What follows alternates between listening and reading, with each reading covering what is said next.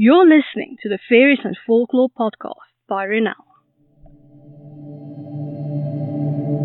I'm dark fantasy author Ronel Janse van Vuuren. With over a decade of digging around in dusty folklore books, researching creatures of imagination that ignited my curiosity, I'm here to share the folklore in a nutshell and how I reimagined it for my writing in An Origin of the Fae.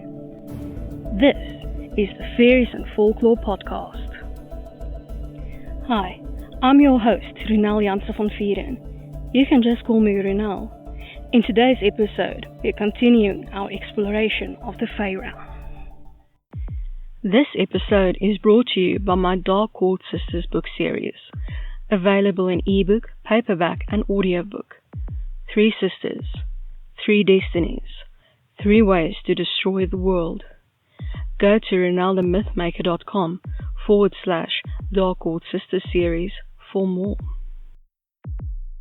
You can now support my time in producing the podcast, researching, writing, and everything else involved by buying me a coffee. This can be a once-off thing, or you can buy me coffee again in the future at your discretion. Go to buymeacoffee.com/Ronel to support me.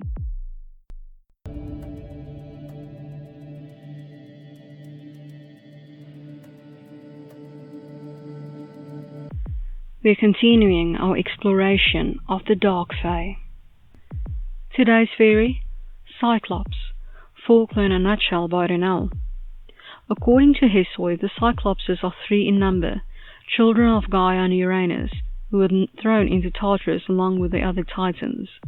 They then helped Cronus to overthrow their parents and the Titans ruled, only for Cronus to throw the Cyclopses into Tartarus again. They were freed by Zeus and fought alongside them to overthrow the Titans.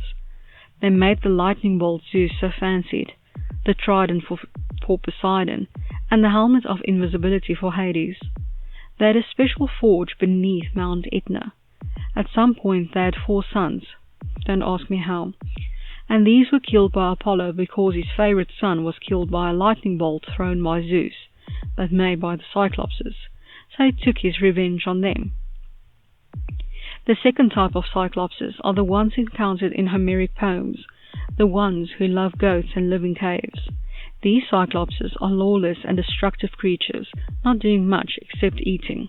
At some point, all the Cyclopses were turned into the assistants of Hephaestus and lived in volcanoes, which serve as excellent forges.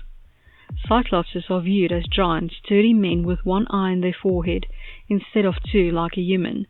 Their name apparently means round-eyed, describing their 1 bulbous eye. They are incredibly strong and talented metalsmiths and builders. Some walls were credited as being built by them. And now for my interpretation of the Fae. In An Origin of the Fae, Cyclops. Singular, Cyclops. Plural, Cyclopses. Flesh-eating monsters with a single eye in its forehead, more brawn than brain, and huge compared to humans and most Fae. Though some enjoy being craftsmen, making weapons, cutlery, glasswork, and even statues, others prefer herding sheep and goats. They do not tolerate interruptions to whatever they are busy with, and lash out violently. Though they do not participate in agricultural pursuits outside of their herds of goats and sheep, they do enjoy the occasional side dish of fruit, vegetable, or grain. They make sure there is always enough meat to eat, but if human or Fae encroach on their territory, even accidentally, they will become part of the menu. Cyclopses live in small tribes and detest too much noise and activity. Their limbs seem to move differently than that of a human, almost like their joints go together in other ways than one would assume. As a little bonus, let's look at Cyclops translated to Afrikaans.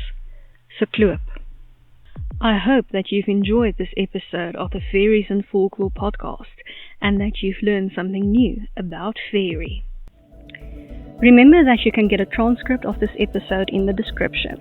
If you're new to the podcast, why not go and grab your free copy of Unseen, the 2nd book in the fairy tale series, on my website, ronelthemythmaker.com. Loads of folklore, magic, and danger await. Take care.